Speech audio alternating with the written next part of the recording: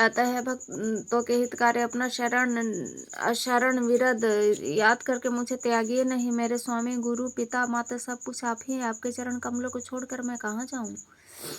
हे महाराज, आप ही विचार कर कहिए। प्रभु, आपको छोड़कर घाट में मेरा क्या काम है? हे नाथ, इस ज्ञान बुद्धि और बल से हीन बालक तथा दीन सेवक को शरण में रखिए। मैं घर की सब नीचे से नीचे सेवा करूंगा और आपके चरण कमलों को देख देख कर बहुत सागर से तर जाऊंगा। ऐसा कहकर वे श्री राम जी के चरणों में गिर पड़े और बोले, हे प्रभु, मेरी रक्षा कीजिए, रक्षा कीजिए। हे नाथ, अब यह न कहिए कि तू घर जा। तब भगवान ने अपने हृदय के माला, वस्त्र और मणि बाली पुत्र अंगद को पहनाकर बहुत प्रकार से समझाकर उनकी विदाई की। भक्त की करनी याद करके भरत जी, छोटे भाई शत्रुघ्न और लक्ष्मण जी सहित उनको पहुंचाने चले। अंगद के हृदय में थोड़ा प्रेम नहीं अर्थात बहुत है। फिर कर श्री राम जी को देखते रहते हैं और बार बार दंडवत प्रणाम करते हैं। मन में ऐसा आता है कि श्री राम जी मुझे रहने को कह दे। वे श्री राम जी के बोलने की, चलने की और देखने की तथा हंसकर मिलने की रीतों को याद कर के दुखी होते हैं। फिर किंतु भगवान का रूख देखकर बहुत से विनय वचन कहकर तथा हृदय में चरण कमलों को रख कर वे चले। अत्यंत आदर के साथ सब वानरों को पहुंचाकर भाइयों सहित भरत जी लौट आए। तब हनुमान जी ने सुग्रीव के चरण पकड़ लिए, अनेक प्रकार से विनती करो, कहा, है देव, 10 दिन कुछ रघुनाथ जी की सेवा, चरण सेवा करके फिर मैं आपके चरणों में के दर्शन करूंगा। सुग्रीव ने कहा, है पवन कुमार, तुम पुण्य की राशि हो, जो भगवान ने तुमको अपनी सेवा में रख लिया। जाकर कृपा धाम श्री राम जी की सेवा करो। सब वानर ऐसा कहकर तुरंत चल पड़े। अंगद ने कहा, है हनुमान, सुनो, मैं तुमसे हाथ जोड़कर कहता हूँ, प्रभु से मेरी दंडवत कहना। मैं श्री रघुनाथ जी को बार बार मेरी याद कराते रहना। ऐसा कहकर बाले पुत्र अंगद चले। तब हनुमान जी लौट आए और आकर प्रभु से उनका प्रेम वर्णन किया। उसे सुनकर भगवान प्रेम मग्न हो गए। काकभूषुंडी जी कहते हैं, गरुड़ जी, श्री राम जी के चित वज्र से भी अत्यंत कठोर और फूल से भी अत्यंत कोमल है। तब कहिए वह किसकी समझ में आ सकता है?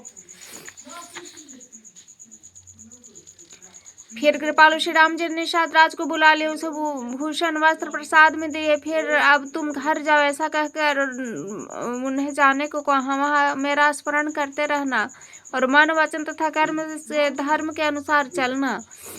तुम मेरे मित्र हो और भरत के समान भाई हो। अयोध्या में सदा आते जाते रहना। यह वचन सुनते ही उनको भारी सुख उत्पन्न हुआ। नेत्रों में आनंद और प्रेम के आंसुओं का जल भरकर वह चरणों में गिर पड़े। फिर भगवान के चरण कमलों को हृदय में रख कर वह घर आया। आकर अपने कुटुंबियों को उसने प्रभु का स्वभाव सुनाया। श्री रघुनाथ जी का चरित्र देखकर अवधपुरवासी बार बार कहते हैं कि सुख की राशि श्री रामचंद्र जी की जय हो। श्री रामचंद्र जी के राज्य पर प्रतिष्ठित होने पर तीनों लोक में हर्षित हो गए। उनके सारे शोक जाते रहे, कोई किसी से वैर नहीं करता। श्री रामचंद्र जी के प्रताप से सबकी विषमता मिट गई। सब लोग अपने अपने वर्ण आश्रम के अनुकूल धर्म में तत्पर हुए सदा व्यत मार्ग पर चलते हैं और सुख पाते। उन्हें न किसी बात का भय है, न शोक, न कोई रोग ही सताता है।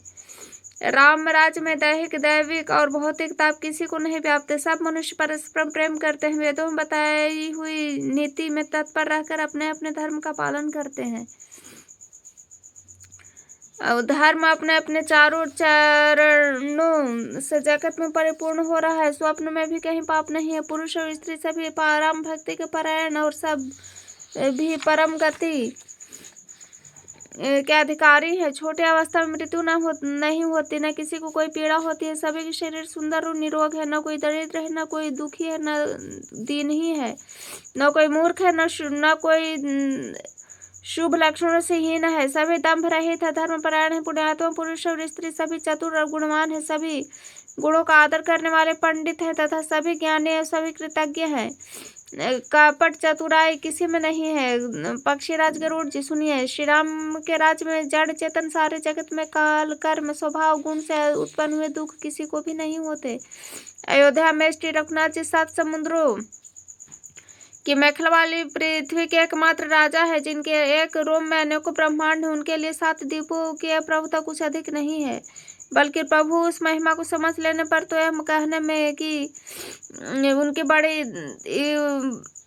कि वे 7 समुद्रों से घिरी हुई सप्तद्वीपमयी पृथ्वी के एकमात्र सम्राट, उनकी बड़ी हीनता होगी। परंतु है गरुड़ जी, जिन्होंने वह महिमा जान ली है, वे भी फिर इस लीला में बड़े प्रेम मानते हैं, क्योंकि उस महिमा को भी जानने का फल यह लीला है कि इंद्रियों का दमन करने वाले श्रेष्ठ महामुनि ऐसा कहते हैं कि राम राज्य की सुख संपत्ति का वर्णन शेष जी और सरस्वती भी नहीं कर सकते। सभी नर नारी उदार है, सभी परोपकारी है और सभी ब्राह्मणों के चरणों में के सेवक है, सभी पुरुष मात्र एक पत्नी व्रती है। इस प्रकार स्त्री अभिमान वचन कर्म से पति हित करने वाली है। श्री रामचंद्र जी के राज में दंड केवल सन्यासियों के हाथ में और भेद न चाहने वाले नृत्य समाज में है, और जीतो शब्द केवल मन के जीतने के लिए ही सुनाई पड़ता है। वनों में वृक्ष तब फूलते और फलते हैं, हाथी और ऋषि वैर भूलकर एक साथ रहते हैं, पक्षी और पशु सभी के स्वाभाविक वैर भुलाकर आपस में प्रेम बढ़ा लिया। पक्षी मीठी बोली बोलते हैं, भांति भांति के पशु के समूह वन में निर्भय विचरते हैं, आनंद करते हैं। शीतल मन सुगंधित पवन चलता रहता है, भौरे पुष्प का रस लेकर चलते हैं, गुंजार करते जाते हैं। बेलों और वृक्ष मांगने से ही मधु टपका देते हैं, गौ मन चाह दूध देती है, धरती सदा खेती से भरी रहती है। समस्त जगत के आत्मा भगवान को जगत का राजा जानकर पर्वतों ने अनेक प्रकार के मणियों की खाने प्रकट कर दी। समुद्र अपनी मर्यादा में रहते हुए लहरों के द्वारा किनारे पर रत्न डाल देते हैं, जिन्हें मनुष्य पा जाते हैं। सब तालाब कमलों से परिपूर्ण है, 10 दिशाओं के विभाग अत्यंत प्रसन्न है। श्री राम जी के राज्य में चंद्रमा अपनी किरणों से पृथ्वी को पूर्ण कर देते हैं, सूर्य उतना ही तपते हैं जितने की आवश्यकता होती है, मेघ मांगने से जल दे देते हैं जितना की चाहिए। प्रभु श्री राम जी ने करोड़ों अश्वमेघ यज्ञ किए, ब्राह्मणों को अनेकों दान दिए। श्री राम जी वेद मार्ग के पालने वाले, धर्म की धुरी धारण करने वाले, प्रकृति जन्य सत्व रज और तम तीनों गुणों से अतीत और भोगों में इंद्र के समान है। शोभा के खन सुशील विनम्र सीता जी सतापति के अनुकूल रहते हुए कृपा सागर श्री राम जी के प्रभुता को जानते हुए मन लगा कर उनके चरणों की सेवा करती हैं।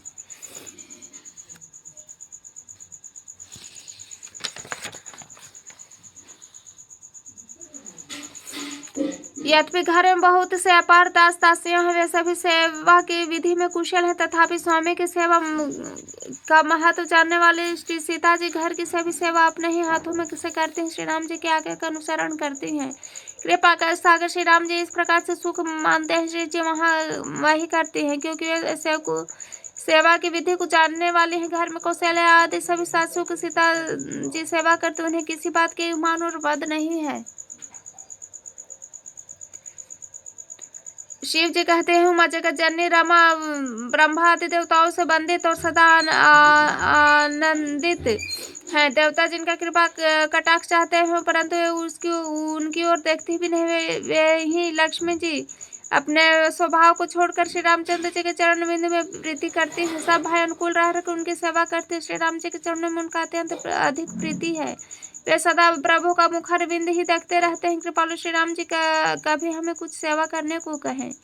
श्री रामचंद्र जी भी भाइयों पर प्रेम करते, उन्हें नाना प्रकार की नीतियां सिखलाते हैं। नगर के लोग हर्षित रहते हैं, सब प्रकार से देव दुर्लभ भोग भोगते हैं। वे दिन रात ब्रह्मा जी को मनाते रहते हैं कि श्री रघुवीर के चरणों में प्रीति चाहते हैं।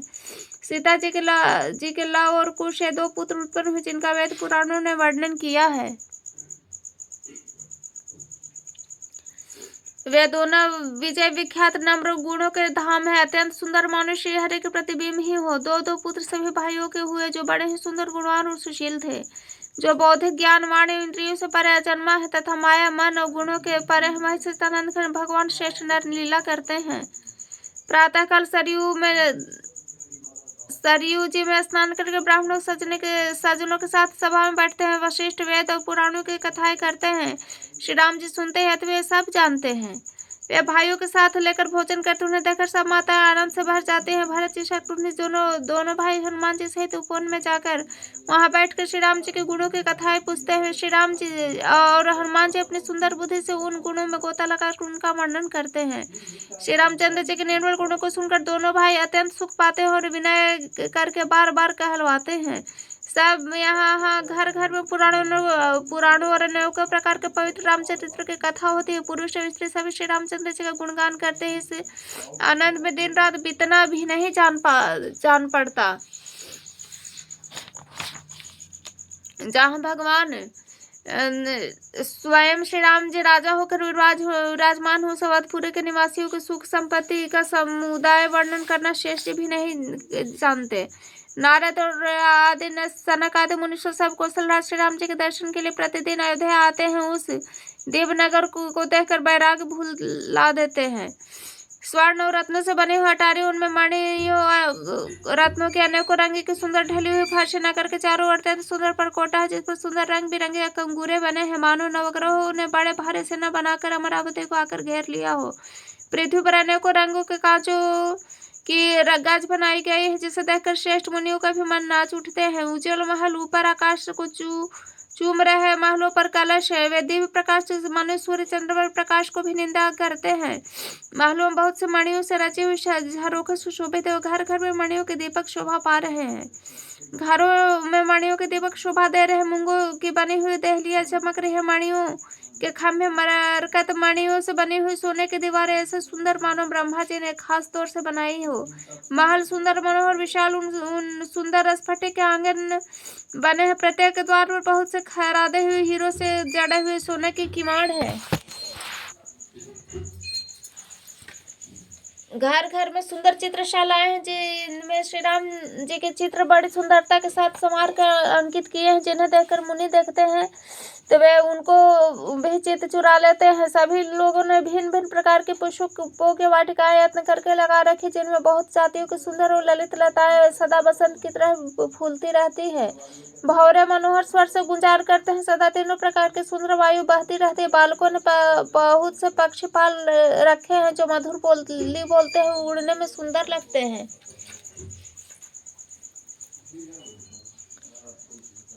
मोर, हंस, सारस, कबूतर घर के ऊपर बड़ी ही शोभा पाते हैं। पक्षी मणियों की दीवारों और छतों पर जहाँ तहाँ अपनी परछाई देखकर एक दूसरे को पक्षी समझकर बहुत प्रकार से मधुर बोली बोलते हैं, नृत्य करते हैं।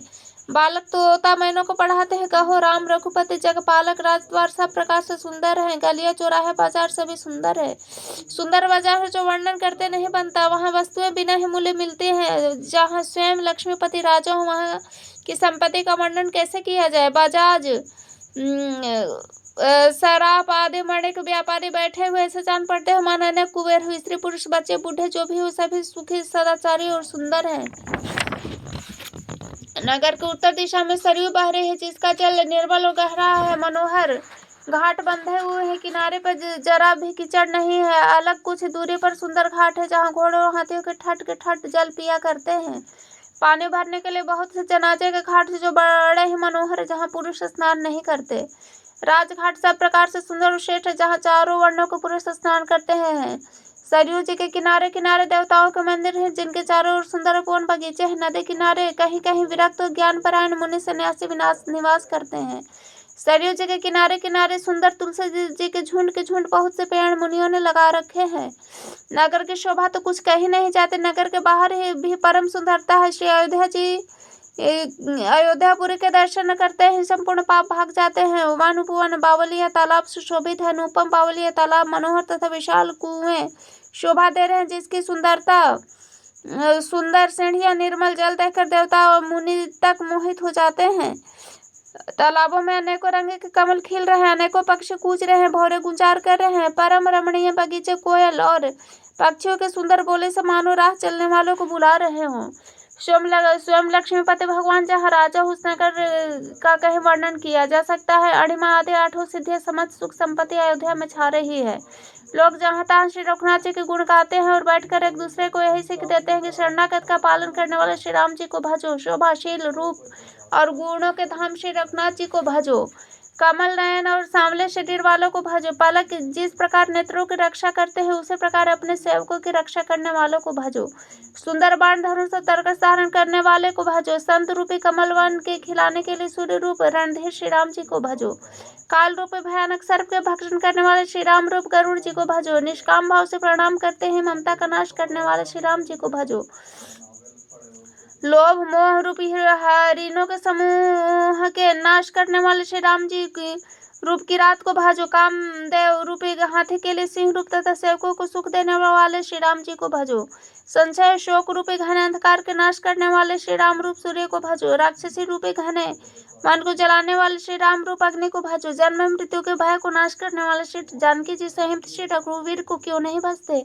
बहुत से वासनाओं रूपी मच्छरों को नाश करने वाले श्री राम रूपी हिम राशि को भजो। नित्य एक रस अजन्मा अविनाशी श्री रघुनाथ जी को भजो। मुनियों को आनंद देने वाले पृथ्वी का भार उतारने वाले तुलसीदास के उदार दयालु स्वामी श्री राम को भजो।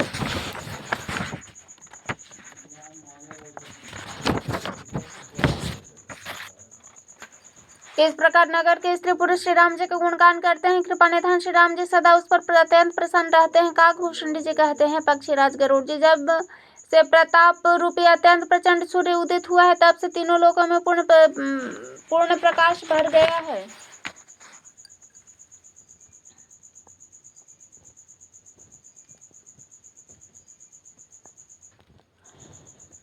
जिनको शोक होना मैं बखान करता हूँ। सर्वस्त्र प्रकाश छा जाने से पहले तो अविद्या रूपी रात्रि नष्ट हो गई। पाप रूपी उल्लू जहाँ तहाँ छिप गए।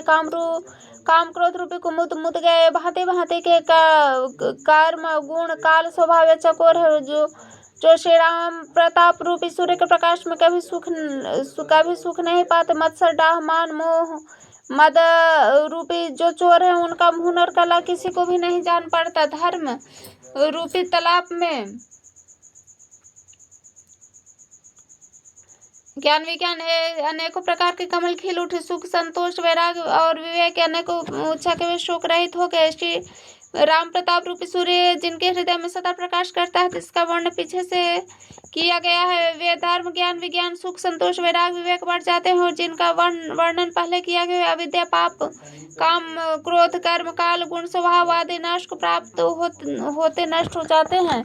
एक बार वहीं से श्री राम जी परम प्रिय हनुमान जी को साथ लेकर सुंदर उपवन देखने गए। वहां सबके वृक्ष फूले हुए नए पत्तों से युक्त थे। सुअवसर जानकर सनकादिक मुनि आए जो तेज के पुंज पर सुंदर गुण और शील से युक्त था सदा ब्रह्मानंद में लवलीन थे। देखने में तो वे बालक लगते हैं परंतु बहुत समय के हैं। मानो चारों वेद ही बालक रूप धारण किए हुए मुनि समदर्शी भेद रहित और दिशाएं उनके वस्त्र उनके एक ही व्यसन है कि जहाँ श्री रघुनाथ जी की चरित्र कथा होती है वहां जाकर वे उसे अवश्य सुनते हैं। शिव जी कहते हैं भगवान सनकादिक मुनि वहां गए जहाँ ज्ञानी मुनि श्रेष्ठ श्री अगस्त्य जी थे। श्रेष्ठ मुनि ने श्री राम जी की बहुत से कथा के वर्णन की जो ज्ञान उत्पन्न करने में उसी प्रकार समर्थ जैसे अरणी लकड़ी से अग्नि उत्पन्न होती है। सनकादिक मुनियों को आते तक श्री रामचंद्र जी हर्षित होकर दंडवत की और स्वागत को कुशल पूछकर प्रभु ने बैठने के लिए अपना पीताम्बर बिछा दिया। फिर हनुमान जी सहित तीनों भाइयों ने दंडवत की सबसे को बड़ा सुख हुआ। मुनि श्री रघुनाथ जी क्या तुल्य छवि देखकर उसमें मग्न हो गए मन को रोक न सके। और जन्म मृत्यु के चक्र से छुड़ाने वाले श्याम शरीर कमल नयन सुंदरता के धाम श्री राम जी को टकटकी लगाए देखते ही रघे पलक नहीं मारते। प्रभु हाथ जोड़े सिर नवा रहे हैं। उनकी प्रेम विफलता दशा देकर उनकी भांति श्री रघुनाथ जी के नेत्रों में भी प्रेमाश्रुओं का जल बहने लगा। शरीर पुलकित हो गए। तदनंतर प्रभु ने हाथ पकड़कर श्रेष्ठ मुनियों को बैठाकर परम मनोहर वचन कहे। हे मुनीश्वर सुनिए, आज मैं धन्य हूँ। आपके दर्शनों से ही सारे पाप नष्ट हो जाते हैं। बड़े ही भाग से सत्संग की प्राप्ति होती है जिससे बिना ही परिश्रम जन्म मृत्यु का चक्र नष्ट हो जाता है। संत का संग भाव बंधन से छूटने का और कामी का संग उस जन्म मृत्यु के बंधन में पड़ने का मार्ग है। संत कवि पंडित तथा वेद पुराण आदि सब सदग्रंथ ऐसा कहते हैं। प्रभु के वचन सुनकर चारों मुनि हर्षित हो गए। पुलकित शरीर से स्तुति करने लगे। भगवान आपकी जय हो। आप अंत रहित विकार रहित पाप रहित अनेक सब रूपों में प्रकट एक अद्वितीय करुणामय है। निर्गुण आपकी जय है। गुणों के समुद्र आपकी जय है हो। आपके आप सुख के धाम अत्यंत सुंदर अति चतुर है। लक्ष्मीपति आपकी जय है। पृथ्वी के धारण करने वाले आपकी जय हो। आप उपमा रहित जन्म अनादि शोभा की खान है। आप ज्ञान के भंडार स्वयं मान रहे तो दूसरों को मान देने वाले वेद और पुराण आपका पावन सुंदर यश गाते हैं। आप तत्व के जानने वाले की हुई सेवा को मानने वाले और अज्ञान का नाश करने वाले निरंजन आपके अनेकों नाम है। कोई नाम नहीं अर्थात सब आपका ही नाम है, आप सर्वस्त्र रूप है, सर्वव्यापक, सर्व हृदय रूप इस घर में निवास करते हैं, तो आप हमारा परिपालन कीजिए। मृत्यु के जाल जाल को काट दीजिए। है राम जी, आप हमारे हृदय में बस कर काम और मत का नाश कीजिए। आप परमानंद स्वरूप कृपा के धाम, मन की कामनाओं को पूर्ण करने वाले हैं राम जी।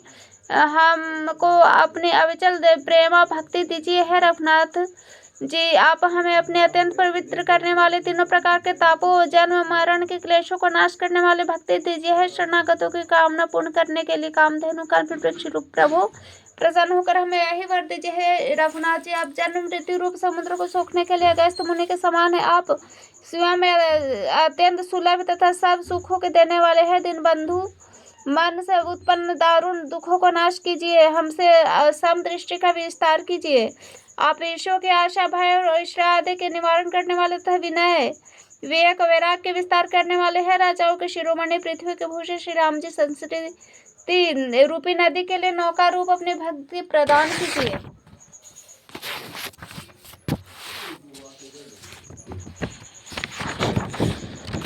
हे मुनियों के मन रूप मान सरोवर में निरंतर निवास करने वाले हंस, आपके चरण कमल ब्रह्मा जी और शिव जी द्वारा वंदित है। आप रघुकुल के केतु वेद मर्यादक रक्षक, काल कर्म स्वभाव तथा गुण के भक्षक हैं तथा गुण रूप बंधनों के भक्षक नाशक है। आप तारण स्वयं तरे हुए दूसरों को तारने वाले तथा सब दोषों को हरने वाले हैं। तीनों लोगों के विभूषण आप ही तुलसीदास के स्वामी हैं। प्रेम सहित बार बार स्तुति करके सिर नवाकर तथा अपने अत्यंत मनचाहा वर पाकर सनकादिक मुनि ब्रह्मलोक को गए। सनकादिक मुनि ब्रह्मलोक को चले गए। तब भाइयों ने श्री राम जी के चरणों में सिर नवाए। तब सब भाई प्रभु से पूछते सकुचाते हैं। तब हनुमान जी की ओर, इसलिए सब हनुमान जी की ओर देख रहे हैं। वे प्रभु के श्रीमुख से वाणी सुनना चाहते हैं, जिसे सुनकर सारे भ्रमों का नाश हो जाता है। अंतर्यामी प्रभु सब जान के पूछने लगे, कहो हनुमान क्या बात है। तब हनुमान जी ने हाथ जोड़कर बोले, है दीन दयालु भगवान सुनिए। है नाथ, भरत जी कुछ पूछना चाहते हैं पर प्रश्न करते मन में सकुचा रहे हैं। भगवान ने कहा, हनुमान तुम तो मेरा स्वभाव जानते हो। भरत के और मेरे बीच में कहीं कोई भी अंतर नहीं है। हे प्रभु, प्रभु के वचन सुनकर भरत जी उनके चरण पकड़ लिए और कहा, हे नाथ, हे शरणागत के दुखों को हरने वाले सुनिए। हे नाथ, न तो मुझे कुछ संदेह, न स्वप्न में शोक और मोह है। कृपा और आनंद के समूह, यह केवल आपकी ही कृपा का फल है। तथापि है कृपा निधान मैं आपसे एक दृष्टा करता हूँ। मैं सेवक हूँ, आप सेवक को सुख देने वाले है रघुनाथ जी। वेद पुराण और संतों की महिमा बहुत प्रकार से गाई है। आपने भी अपने श्रीमुख से उनकी महिमा की। उन पर प्रभु आपका भी बहुत प्रेम है। प्रभु, मैं उनके लक्षण सुनना चाहता हूँ। आप कृपा के समुद्र है, गुण तथा ज्ञान में अत्यंत निपुण है। शरणागत का पालन करने वाले संत और असंत के भेद अलग अलग करके मुझे समझा कर कहिए। श्री राम जी ने कहा है, भाई, संतों के लक्षण गुण असंख्य जो वेद और पुराणों में प्रसिद्ध है। संत और असंतों की करनी ऐसी है जैसे कुल्हाड़ी और चंदन के आचरण होता है। भाई सुनो, कुल्हाड़ी चंदन को काटती है क्योंकि उसका स्वभाव या काम ही वृक्ष को काटना है, किंतु चंदन अपने स्वभाववश अपना गुण देकर उसे काटने वाले कुल्हाड़ी को सुगंध से सुवासित कर देता है। इसे गुण के कारण चंदन देवताओं के सिरों पर चढ़ता और जगत का प्रिय हो रहा है, और कुल्हाड़ी के मुखों को यह दंड मिलता है कि उसको आग में जलाकर फिर घन से पीटते हैं। संत विश्व में लंपट लिप्त नहीं होते, शील और सद्गुणों की खान है। उन्हें पराया दुख देखकर दुख और सुख देखकर सुख होता है। वे सब में सर्वस्व समय क्षमता रखते हैं। उनके मन में कोई उनका शत्रु नहीं। वे मत से रहित वैराग्यवान होते तथा लोभ, मोह, क्रोध, हर्ष और भय का त्याग किए रहते हैं। उनका चित्त बड़ा कोमल होता है। दिनों पर दया करते हैं। मन, वचन और कर्म से मेरी निष्कपट भक्ति करते हुए सबको सम्मान देते हैं। स्वयं मान रहित रहते हैं। भरत, वे प्राणी मेरे प्राणों के समान है। उनको कोई कामना नहीं होती। वे मेरे नाम के परायण होते, शांति, विराग, विनय और प्रसन्नता के घर होते। उनमें शीतलता, सरलता, सबके प्रति मित्र भाव, ब्राह्मण के चरणों में प्रीति होती हुए धर्म को उत्पन्न करने वाले हैं। तात, वे सब लक्षण जिसके हृदय में बसते हैं उनको सदा सच्चा संत जानना, जो शाम मन विग्रह दम इंद्रियों के निग्रह नियम और नीति से कभी विचलित न होते हैं, मुख से कभी कठोर वचन नहीं बोलते, जिन्हें निंदा और स्तुति दोनों समान है। मेरे चरण कमलों में जिनका ममता है, वे गुणों के धाम सुख की राशि संत जन मुझे प्राणों के समान प्रिय है। सब संतों का स्वभाव अब असंतों का स्वभाव सुनो, कभी भूलकर भी उनकी संगति नहीं करनी चाहिए। उनका संग सदा दुख देने वाला होते हुए हर हाई बुरी जाति की गाय कपिला सिद्धि और दुधार गाय को अपनी संग से नष्ट कर डालती हैं। दुष्टों के हृदय में बहुत अधिक संताप रहता है, पराई संपत्ति सुख देखकर सदा जलते रहते हैं। जहाँ कहाँ दूसरे की निंदा सुन पाते हैं, वहाँ ऐसे हर्षित होते हैं मानो रास्ते में पड़ी हुई निधि पाली हुए। वे काम क्रोध मद लोभ के परायण तथा निर्दयी कपटी कुटिल पापों के घर होते हैं। बिना ही कारण सब किसी से वैर किया करते हैं। जो भलाई करता है उसके साथ भी बुराई करते हैं। उनका झूठा ही लेना और झूठा ही देना होता है, झूठा ही भोजन होता है, झूठा ही चबेना होता है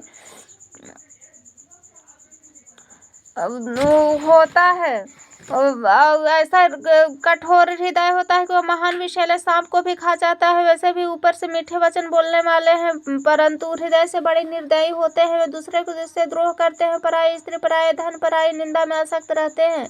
वे पामर पाप में मनुष्य नर शरीर धारण किए राक्षस ही हैं। लोभ उनकी ओढ़ना, लोभ ही बिछौना है, अर्थात लोभ से ही सदा घिरे हुए रहते हैं। पशुओं के समान आहार मैथुन के परायण होते हैं, उन्हें यमपुर का भय नहीं लगता है। यदि किसी की बड़ाई सुन पाते तो वे ऐसे दुख भरी सांस लेते हैं मानो उन्हें जूड़ी छा गई हो। और जब किसी की विपत्ति देखते हैं तब ऐसे सुखी होते हैं मानो जगत भर के राजा हो गए हैं। वे स्वार्थ परायण परिवार वाले को विरोधी काम लोभ के कारण लंपट अत्यंत क्रोधी होते हैं। माता पिता गुरु ब्राह्मण किसी को नहीं मानते। आप तो नष्ट हुए ही रहते हैं, साथ ही अपने संकट से दूसरों को भी नष्ट कर देते हैं। मोहवश दूसरों से द्रोह करते हैं। उन्हें न संतों का संग अच्छा लगता है, न भगवान की कथाएं सुहाती है। वे अवगुणों के समुद्र मंद बुद्धि कामी, वेदों के निंदक, जबरदस्ती पराये धन के स्वामी होते हैं। दूसरे से द्रोह तो करते ही, परंतु ब्राह्मण द्रोह विशेषता से करते। उनके हृदय में दंभ कपट भरा रहता है, परंतु वे सुंदर वेश धारण किए रहते हैं। ऐसे नीच और दुष्ट मनुष्य सतयुग में त्रेता में नहीं होते, द्वापर में थोड़े से होंगे, कलयुग में तो इनके झुंड के झुंड होंगे। है भाई, दूसरे की भलाई के समान कोई धर्म नहीं, दूसरे का दुख पहुंचाने के समान कोई नीचता नहीं है। तात समस्त पुराणों वेदों के यह निर्णय मैंने तुमसे कहा, इस बात को पंडित लोग जानते हैं। मनुष्य का शरीर धारण करके जो दूसरे का दुख पहुंचाते हैं, उनको जन्म मृत्यु के महान संकट सहने पड़ते हैं। मनुष्य मोहवश स्वार्थ परायण होकर अनेकों पाप करते हैं, इसी से उनका परलोक नष्ट हुआ करता है। हे भाई, मैं उनके लिए काल रूप हूँ, भयंकर हूँ। उनके अच्छे बुरे कर्मों का यथायोग्य फल देने वालों है। सब विचार करके जो लोग परम चतुर है, संसार के प्रवाह को दुख रूप जानकर मुझे ही भजते हैं। इसी से वे शुभ और अशुभ फल देने वाले कर्मों को त्याग कर देवता मनुष्य मुनियों के नायक मुझको भजते हैं। मैंने संतों के गुण कहे, जिन लोगों ने इन गुणों को समझ रखा है वे जन्म मरण के चक्कर में नहीं पड़ते। हे तात सुनो, माया से रचे हुए हैं अनेक गुण और दोष से इनका कोई वास्तविक सत्ता नहीं है। गुण विवेक इसमें है कि दोनों ही नहीं देखे जाते, इन्हें देखना ही अविवेक है। भगवान के श्रीमुख से वचन सुनकर सब भाई हर्षित हो गए, प्रेम उनके हृदय में समाता नहीं। वे बार बार बड़ी विनती करते हैं, विशेषकर हनुमान जी के हृदय अपार हर्ष है। तदंतर श्री रामचंद्र जी अपने महल को गए, इस प्रकार विनीत नई लीला करते हैं। नारद मुनि अयोध्या में बार बार आते हैं और आकर श्री राम जी के पवित्र चरित्र गाते हैं। मुनि यहाँ से नित्य नए नए चरित्र देखकर जाते हैं। ब्रह्मलोक जाकर सब कथा कहते हैं। ब्रह्मा जी सुनकर अत्यंत सुख मानते हैं और कहते हैं, तात बार बार श्री राम जी के गुणों का गान करो।